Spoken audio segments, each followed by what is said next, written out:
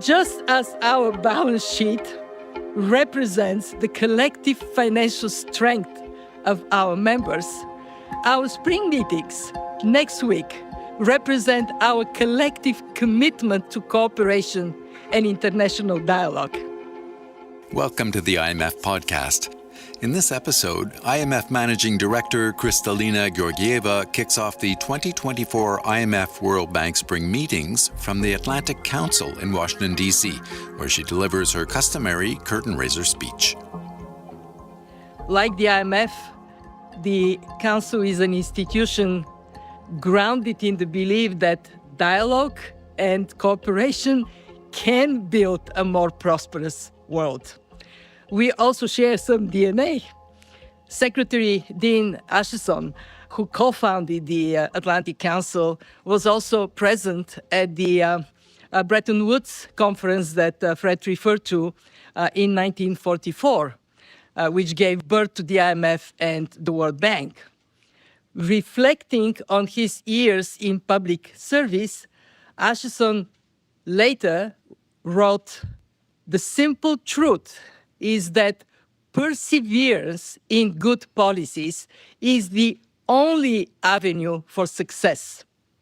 In a world of more frequent shocks and heightened uncertainty, we need good policies more than ever.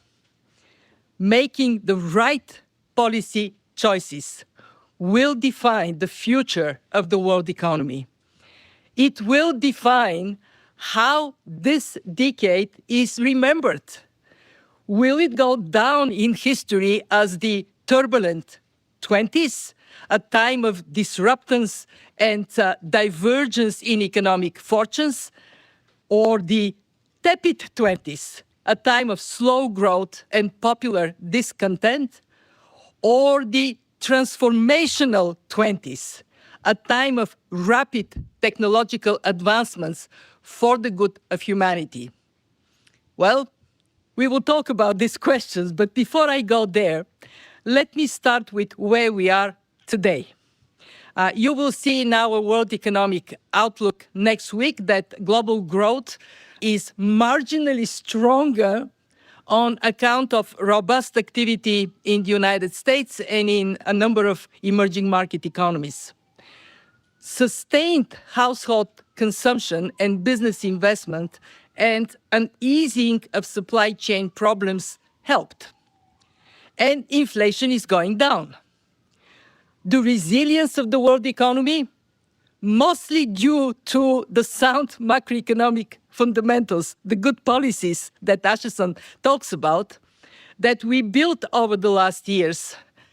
This resilience is helped by strong labor markets and an expanding labor force.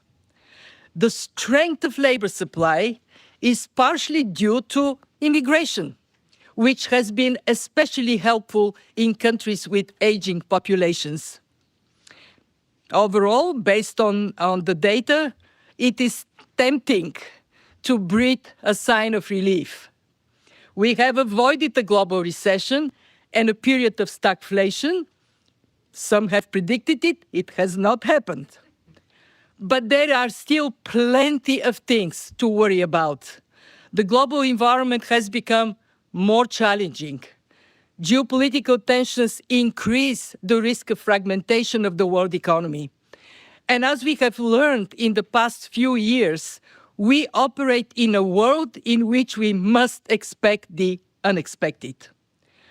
The sobering reality is global economic activity is weak by historical standards. Prospects for growth have been slowing since the global financial crisis. Just look at this graph. And inflation is not fully defeated. Fiscal buffers, on the other hand, have been depleted, and debt is up, posing a major challenge to public finances in many countries. The scars of the pandemics are still with us. The global output loss since 2020 is around $3.3 trillion, with the costs disproportionately falling on the most vulnerable countries. And we see a growing divergence within and across country groups. Among advanced economies, the US has experienced the strongest rebound, helped by rising productivity growth. By contrast, activity in the euro area is recovering much more gradually, reflecting the lingering effects of high energy prices and weaker productivity growth. Among emerging market economies, countries like Indonesia and India are faring better, but there are some in vulnerable situation. And what is most striking is divergence for low-income countries, for whom the scarring has been the most severe. Among these nations, fragile and conflict-affected economies are bearing the heaviest burden.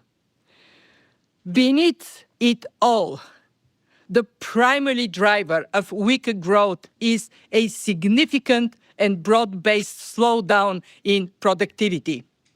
Our analysis shows it accounts for over half of the growth slowdown in advanced and emerging economies, and nearly all in low-income countries. As a result, our medium-term outlook for global growth remains well below its historical average. It is just slightly above 3%. Without a course correction, we are indeed heading for the tepid 20s, a sluggish and disappointing decade. And at this junction, policymakers face a choice. They can avoid difficult decisions and try to muddle through with less than good policies. Or they can make another choice. They can follow Asheson's advice and choose good policies, deal decisively with inflation and debt, and promote economic transformation to boost productivity, inclusion, and sustainable growth. What we need is the transformational 20s. But first things first. First, we need to bring back price stability. This is the task of central bankers, many of whom are carefully calibrating this important policy choice: when to cut interest rates and by how much. We have seen what good policies can achieve since inflation peaked in mid-2022. In the final quarter of 2023, headline inflation for advanced economies was 2.3%, down from 9.5% just 18 months earlier. For the median emerging market and developing economy, inflation declined to 4.1%. And we expect this trend to continue in 2024. But let me say, continue with ups and downs, backs and forths. Creating the conditions for major advanced economy central banks to begin cutting rates in the second half of the year. And the pace and timing, we have to be very clear. This monetary pivot would differ from a country to a country. No more we are in the place of the 2020 when everybody went in the same direction. Central banks will have to carefully monitor data. Some have already begun to loosen. These are mostly central banks in emerging markets where inflation was tackled earlier. But elsewhere, primarily in advanced economies, they are still holding off on cutting for now. And they will calibrate what to do based on incoming data. On this final stretch, it is doubly important that central banks uphold their independence. As we know, policy credibility is vital in the fight to restore price stability. Where necessary, policymakers must resist calls for premature interest rate cuts, because premature easing can see new inflation surprises that may even necessitate a further bout of monetary tightening. And we have to recognize, on the other side, delaying too long could pour cold water on economic activity. Let me go to our second priority. Time has come to rebuild fiscal buffers. Over the past couple of years, we at the Fund have been advocating for fiscal policy restraint, primarily to support central banks as they fight inflation. But now, a focus on fiscal policy is warranted on its own right. Why? Because fiscal buffers are exhausted and debt levels in most countries are simply too high. The trend of rising debts actually began more than a decade ago, during a prolonged period of very low interest rates. The pandemic then necessitated an unprecedented fiscal response to protect lives and livelihoods, and then that surged even more. Now we are in an era of far higher interest rates, and this is pushing the cost of servicing debt up. In advanced economies, excluding the United States, interest payments on public debt will average at about 5% of government revenues this year. But the cost of servicing debt is most painful in low-income countries. Their interest payments are set to average about 14% of government revenue, roughly double the level from 15 years ago.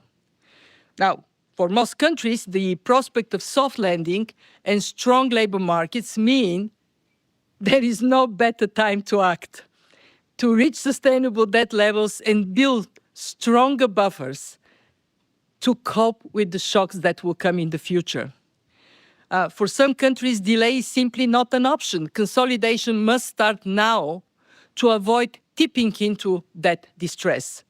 And for a handful of countries already in that distress, restructuring may be a necessity. And there, the common framework that the G20 put together can help. I want to celebrate with all of you Zambia's achievement. They recently finalized its agreement with the bondholders, complementing the restructuring with official bilateral creditors. So, bravo! But there are more countries that need to get to the same point. Now, we have learned lessons from the debt restructuring processes, and we need to build on these lessons. And I want to stress that this would be a big part of discussions during our spring meetings. We will convene again the Global Sovereign Debt Roundtable, and our goal this time would be to build further clarity on comparability of treatment among different creditor groups and to establish clear and predictable timelines for debt restructuring. Now, for all countries, rich and poor, fiscal prudence is hard.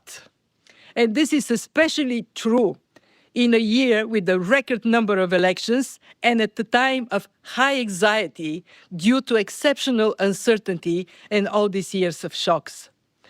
In fact, our forecasts show deficits will still be too high to stabilize debt in over 1/3 of advanced and emerging economies and in more than 1/4 of low-income countries.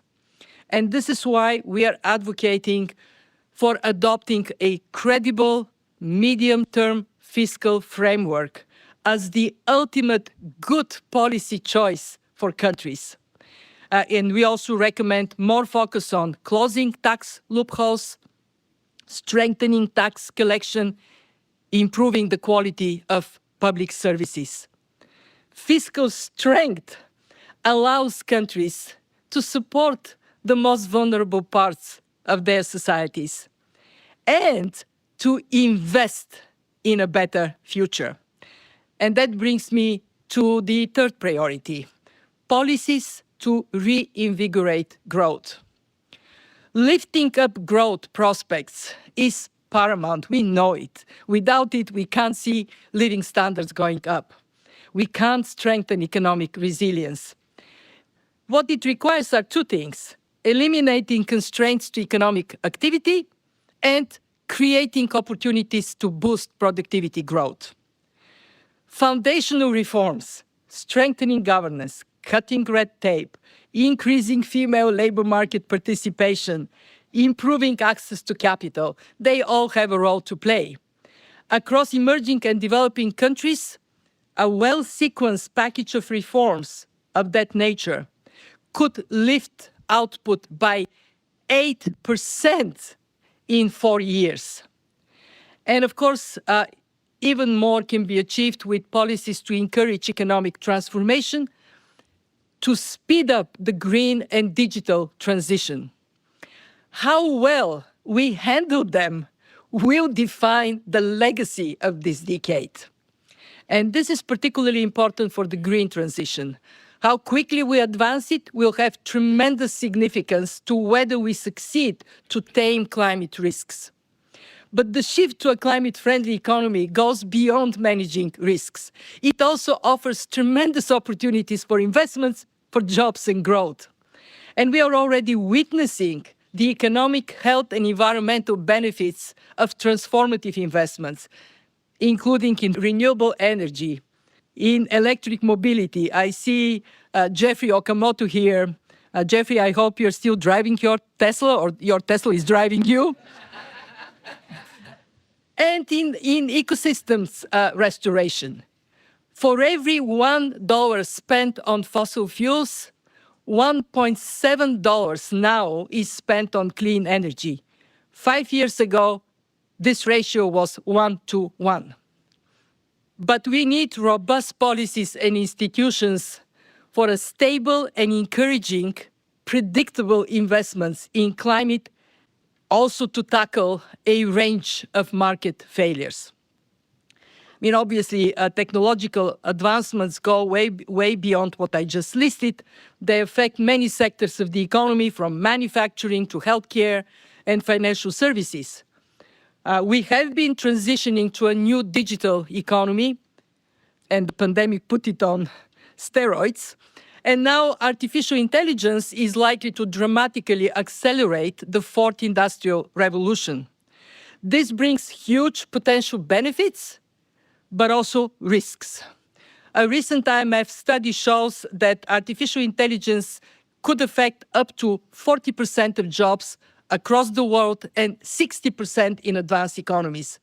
It could enhance workers' productivity, but also threatens some jobs.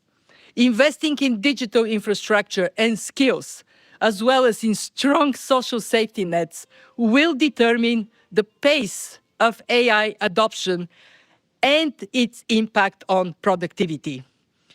Both the climate and the digital transformation require coordinated global efforts to manage risks and capture the benefits they create. And that takes me to my final point. Cooperation on policies matters to the world. The pandemic, war, geopolitical tensions, they have already changed the playbook for global economic relations. Policymakers are looking to strike a balance between efficiency and security, between cost considerations and resilience of supply chains. There are already signs that trade relations are being reshaped.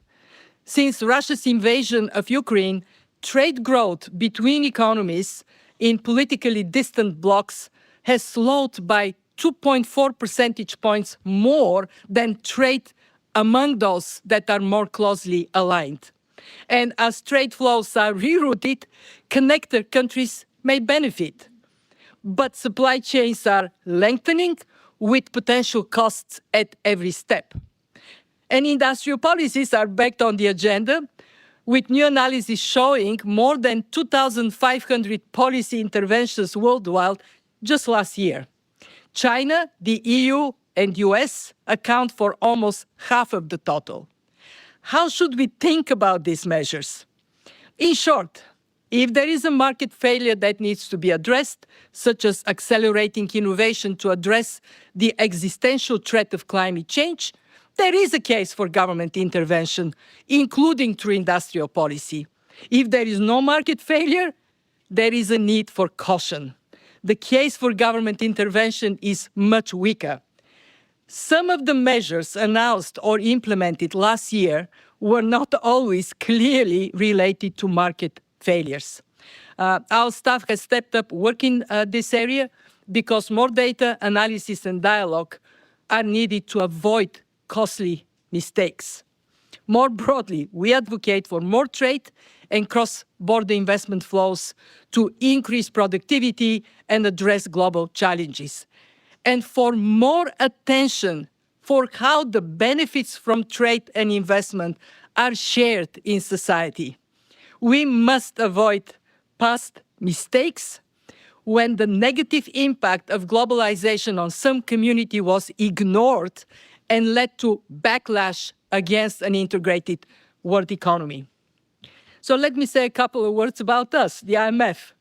Throughout our history, we have been and we remain a transmission line for good policies and a place for economic cooperation. In a fast-changing and more turbulent world, bringing countries together to tackle challenges and pursue opportunities is more important than it has ever been. When the world has been hit by the pandemic and a cost of living crisis, as Fred said, we acted decisively to help our members. We have also stepped up our efforts to help countries deal with transformational challenges such as climate change and the digital transition, with new analysis, with new partnerships, with new instruments. For example, we now have the Resilience and Sustainability Trust. It provides already support to 18 countries. And just as countries build resilience to shocks, so do we at the IMF. Our numbers in terms of financial strength are going up, and rightly so. Our members have supported 50% quarter increase for our permanent lending resources and more capacity to help our poorest members. We have reached our target for our own financial buffer. So when we send to countries, build financial buffers, we do it ourselves. And now we are directing our attention to how better we could use our balance sheet to ensure we are well positioned to help our members. And that is a good place to end. Just as our balance sheet represents the collective financial strength of our members, our spring meetings next week represent our collective commitment to cooperation and international dialogue. So, as we gather in Washington, we have what Acheson described as a fundamental choice between meeting the problems with which the world will be faced through methods of international cooperation, or each nation's relying on its own resources and its own strength and going its own way. Working together is the choice of good policies, the choice that would deliver what we aspire for: growth, jobs, and prosperity for people everywhere. Thank you.